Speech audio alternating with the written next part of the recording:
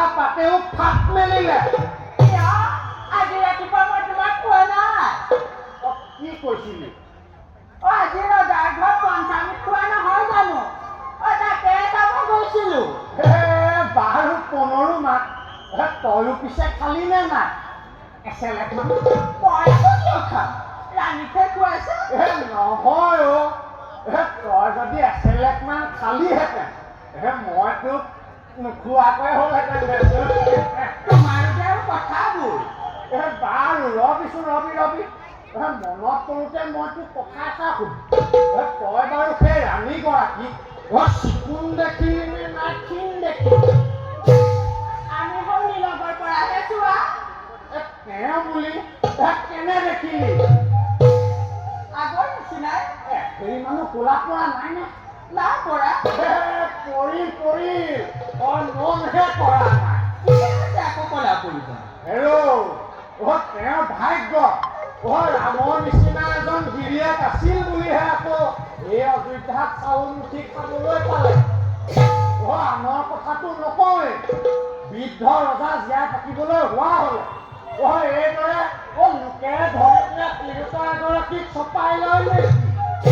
তেওঁ লংকাতেই সাৰ পেলাব লাগিলহেঁতেন। তুমিও আৰু ভাল ঘিউ টাইম বাচিব জানা দেও। অকল ময়ে বচা নাই ঘিউত নাই। দহজন একেলগ হলেই হ'ল। এই কথা গোটেইখন একেবাৰে বিধি বাবা। বলবন্তই বল কৰি হাতত ধৰিলে মানুহগৰাকী বেয়া হ'ব পাৰে নেকি? এনে কথা সপোনতো ভাবিব নাপায় দেই। তই বুজা নাই পনৰুমা, তই বুজা নাই। যাক 10জনে সন্মান কৰে তেওঁ অলপ গা বচাই ফুৰিব লাগে।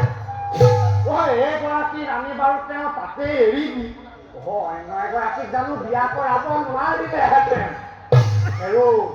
তেওঁলোক জানো আমাৰ নিচিনা বুঢ়া ৰজাই জানো 3গৰাকীক পত্নী ৰূপে গ্ৰহণ কৰা নাছিল? তোমালোক পুৰুষবোৰ বৰ টানচিতীয়া। কিয় পনৰুমা? চোৱাচোন, ৰজাৰ কথাটোহে ভাবিলা হওক।